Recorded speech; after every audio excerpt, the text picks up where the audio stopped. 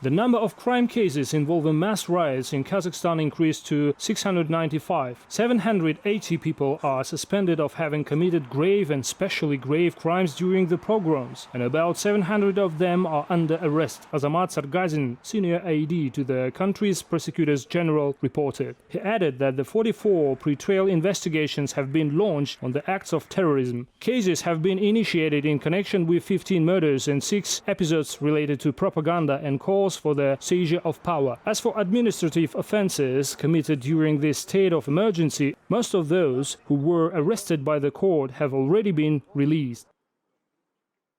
Осы оқиғалармен байланысты барлығы 8354 әкімшілік іс қарады. A total of 8,354 administrative cases related to these events were considered. More than 3,000 people were released by the court and prosecutors, taking into account extenuating circumstances. 1,653 violators were fined. Another over 1,000 offenders are currently under arrest. Осы сәтте 1002 адам қамақта. Нұрсұлтан Назарбаев Қазақстан халқына үндеу жасады. Қазақстан Республикасының тұңғыш президенті елбасының ресми сайтының YouTube каналының эфирінде Нұрсұлтан Назарбаев қазіргі таңда Қазақстан астанасында екенін мәлімдеп, ешқайда кетпегенін жеткізді. Президент Қасым-Жомарт Тоқаев обладает всей полнотой власти. Он председатель Совета Безопасности. В скором времени он будет избран председателем партии Нур-Отан. Поэтому никакого конфликта или противостояния в элите страны нет. Слухи на эту тему абсолютно беспочвенны. Стабильность и спокойствие в стране всегда были моей целью. Всем нам надо беречь эти неприходящие ценности. Мы обязательно пройдем через кризис и станем еще сильнее. Президент выдвинул новую программу реформ, направленную на повышение благосостояния народа. И эту программу нужно поддержать. Kazakhstan reports a sharp surge in the spread of coronavirus. Over the last month, the infection rate has increased almost 20-fold due to the spread of Omicron variant. The country has moved into the red zone for COVID transmission, Health Minister Azharginiyat announced at the government's meeting. According to her, the coronavirus disease in this variant is mostly asymptomatic and mild. 80% of the infected are on outpatient treatment. Hospitalization account for 19% of the cases diagnosed, while 5% of the confirmed cases are severe and extremely severe.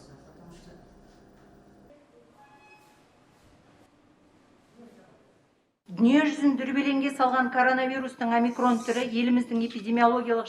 Omicron variant, which caused a stir around the world, has aggravated the epidemic situation in Kazakhstan. The whole country is in the COVID-19 red zone with the exception of the Turkestan region. Over the past month, the coronavirus infection rate has increased by 19.6 times and the reproduction number has increased twofold. The daily volume of COVID-19 testing increased by 3.5 times and reached 50,000 tests per day.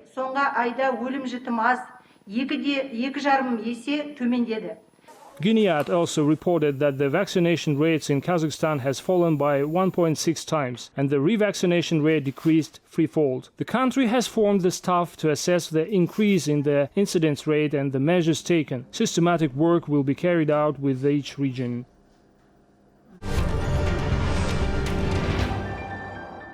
Monitoring groups will resume their work in Kazakhstan due to the worsening epidemic situation in the country. We predicted such a sharp increase. The main thing is to keep the epidemic situation under strict control in all regions of the country. People need to understand that the less they comply with the sanitary rules, the higher the infection rate. The work of the monitoring group, therefore, needs to be intensified. Kazakh Prime Minister Alikhan Smailov said at the government's meeting. The Prime Minister instructed the terms monitoring compliance with COVID rules to ensure that people do not gather in large groups.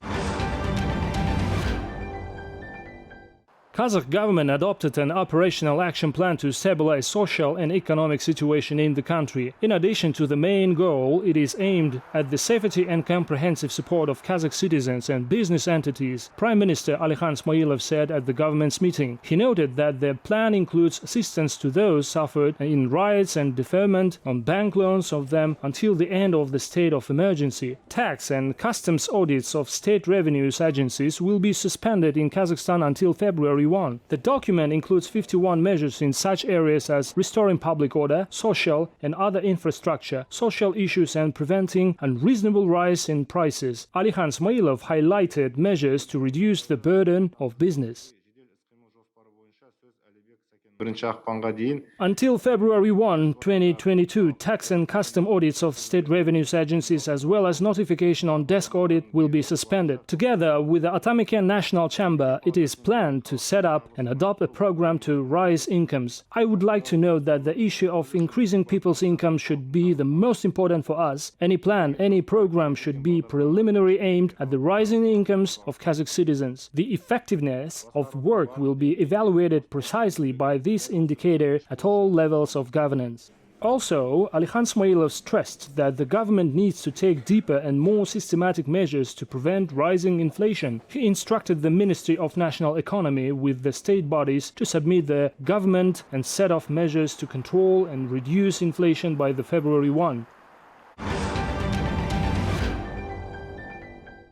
The national currency started this week with a slight strengthening. Rising oil prices have an impact on the exchange rate, economists noted. Brent crude futures are trading above $86 per barrel. The National Bank carried out foreign exchange interventions worth $240 million last week to reduce risks and maintain financial stability. There was a need for this operation, and it was successful, financial analytic Andrei Chebotarev said. He also shared recommendations on how best to manage money in current conditions. According to a survey recently conducted by the National Bank, only 18% of Kazakh citizens have saving to date. Speaking of the money safety, the deposit rates in tenge were increased up to 14.9%. It is quite appealing. People in Kazakhstan typically keep the money in dollars, but they should remember that the American currency is also vulnerable to inflation. Its indicators are record-breaking. For example, if you bought $100 at the beginning of 2021, by the end of the year you will have $93. My advice, it is still better to keep discretionary money that you may need soon in the national currency. Trade between Kazakhstan and China has increased 6 times over the years of independence. If the trade volume between the countries amounted to only $368 million in 1992, last year this figure reached almost $23 billion. The data is given in an article about the Chinese-Kazakh friendship written by Chinese ambassador to Kazakhstan Zhang Xiao. China invested in Kazakhstan's economy more than $21 billion in 2020, the author informed. These funds were used to support projects in the field of industry, agriculture, energy, transport and the green economy. 5 permanent border points, 5 cross-border oil and gas pipelines, 2 border rail lines are opening between the states. The China-Kazakh logistic base in Lianyungan city became an important hub connecting Asia and Europe. An effective partnership allowed China to strengthen its forces on the international platform. Now China's export to other countries is estimated at trillions. The volume of exports and imports reached $6.30 trillion 8 years after this figure first crossed the mark of $4 trillion in 2013. It broke the all-time record twice within a year, first at $5 and now at $6 trillion.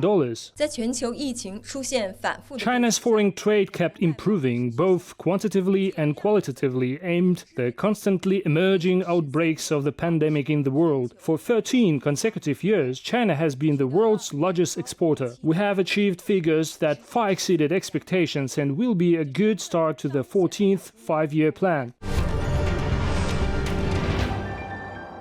Елена Rybakina beat Diyas in a derby of Kazakhstan at the Australian Open and made it to the second round of the Grand Slam tournament. The athletes played in 3 sets, the first 2 of which were closely contested. In the decisive third part, Zarina lost with the score 1-6.